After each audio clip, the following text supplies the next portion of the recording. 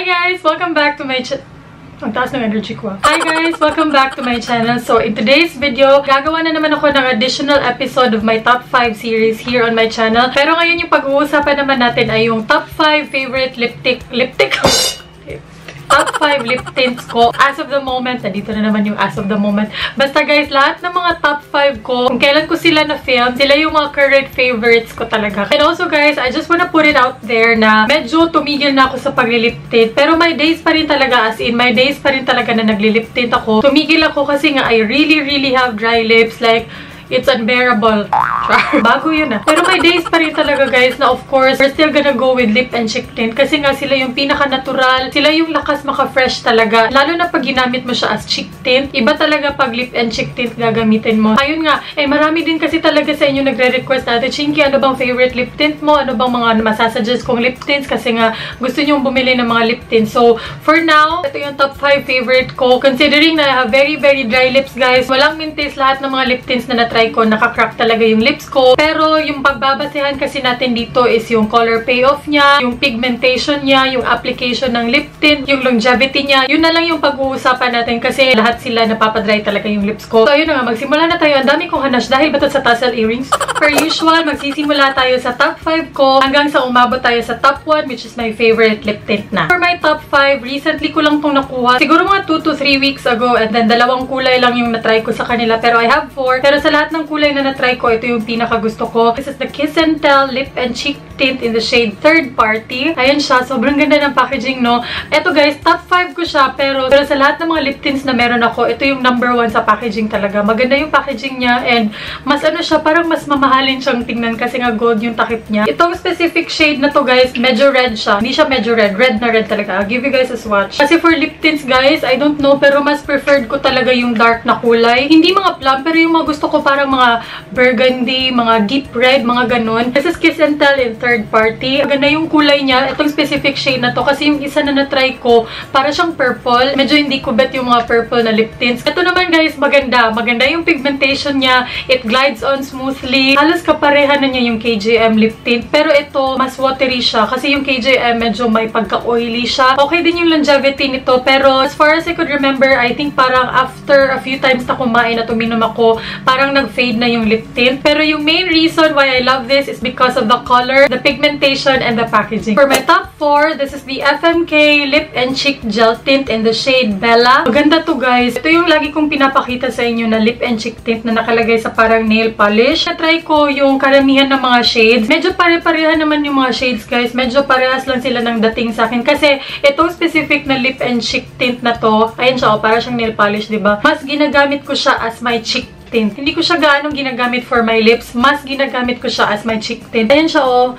Ayan, di ba yan yung mga bet ko, mga pulang-pula. Medyo watery din siya guys. Hindi siya tulad ng KJM na may parang greasy effect na madaling i-blend. Ang maganda pa dito guys, hindi siya tulad ng ibang lip and cheek tint or cheek tint na pag nilagay mo na siya, pag nag-dot-dot ka na dyan, nagsiset na. Ito hindi siya agad-agad nagsiset. Kaya mas marami kang time na mag-blend talaga and hindi ka matatakot na mag-patchy siya. Kasi nga hindi siya ganun kabilis mag-set. So okay na okay to. Especially for cheek tint, it's long-lasting. Ito yung ginamit ko nung nag-gym pa kami ni Mylabs and it survived. For my top 3, actually, nagde-debate ako kanina kung ita-top 2 ko ba to or top 3. Pero, I figured top 3 na lang siya kasi may mga cons talaga siya na major. This is the Skin Sensations Lip and Cheek Stain in the shade Scarlette. Sa lahat ng Skin Sensations na lip and cheek tint ko, ito yung pinaka nagamit ko talaga. Honestly, sa lahat ng mga lip and cheek tint na meron ako or na na-try ko, ito for sure yung pinaka-pigmented talaga. As in, very pigmented. Ayan siya. This is Skin Sensations in Scarlette, FMK, and then Kiss and Tell. Sobrang pigmented, as in, yan yung kulay niya, red na red. Again, yan yung mga type ko na shade. As a lip tint, wala na akong reklamo sa kanya kasi nga it's very pigmented. Kung nagbabala kayong bumili ng Skin Sensations, unahin nyo to, Scarlette, kasi this is the best shade sa line nila. Pero, nung sinubukan ko siyang gamitin sa cheeks ko, sobrang hirap niyang i-blend. Sobrang bilis niyang mag-set, kaya wala ka talagang time na mag-blend. Pero as a lip tint, panalo guys. As in, panalo.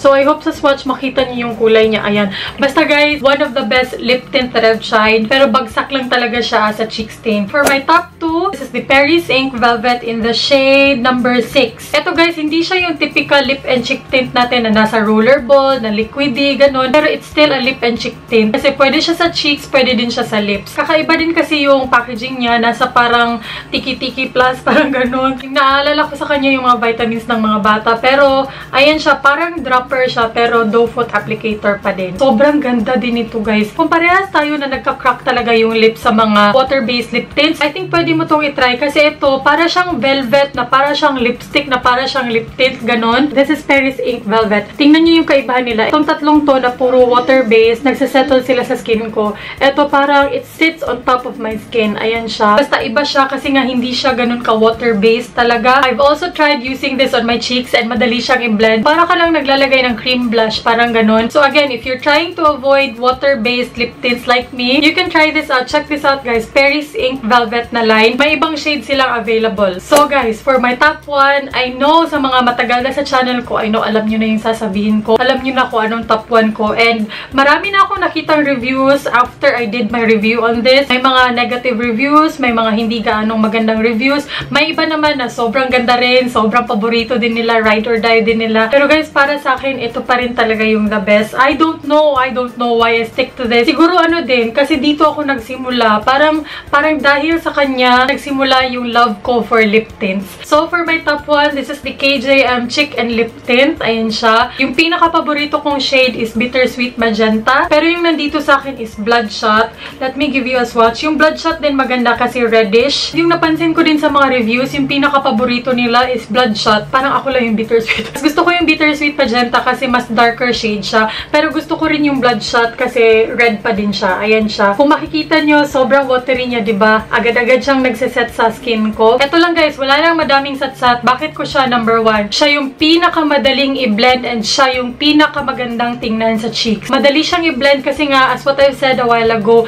medyo oily siya na medyo greasy. Pero hindi to the point na parang may mantika ka na talagang biniblend sa cheeks mo. Parang it helps lang na medyo may ganun siyang feeling para mas madali siyang i-blend. Lip tint wise, ganun pa rin guys. Maganda yung pigmentation niya. Madali siyang i-blend kasi nga may ganun siyang texture sa kanya, may ganun siyang formula sa kanya. Pero napapadry pa rin niya yung lips ko. So I think that's it for this video. I hope nakatulong to guys. Kasi sobrang dami talaga sa inyo. As in, sobrang dami sa inyo nagtatanong sa akin kung ano yung mga paborito kong lip tints, ano yung masasuggest ko na lip tint. Ito na yun, ito na yun. Please don't forget to like this video kung nagustuhan niyo yung video. And kung nakatulong to sa inyo, please don't forget to like this video. And comment kayo below ano yung mga favorite lip and cheek tints nyo. I don't mind kung may mga negative kayo masasabi sa mga lip and cheek tints na to. I don't mind kasi meron naman talaga sila mga negative things about them. Hindi sila perfect lip and cheek tints. Just leave me a comment below kung anong paborito nyong lip and cheek tint kasi baka hindi ko pa na-try and baka mag-work din siya sa akin. So, ayun lang. Thank you guys so much for watching. I'll see you soon and dagang salamat.